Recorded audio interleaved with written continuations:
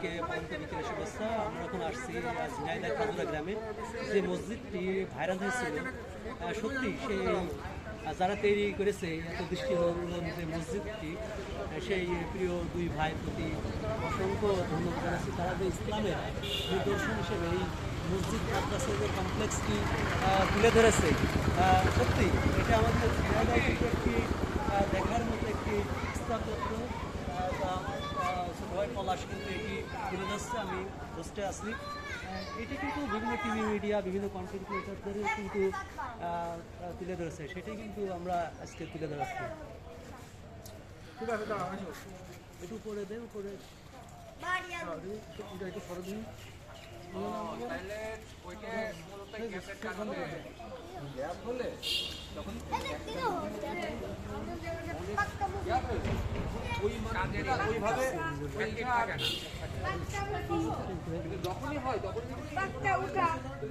মসজিদের এই সাইডে একটু বাগান,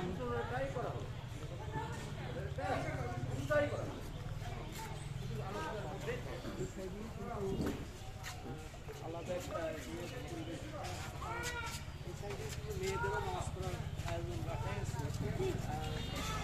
মাদ্রাসাও করে ছেলেরা তলায় নামাজ পড়ে এবং নিচের তলায় সেটি কিন্তু ভাগ করে। স্যার এখানে কিন্তু ঈদের সময় নামাজও হয়, ঈদের ঈদগাহ মাঠ হিসেবে ব্যবহৃত হয়।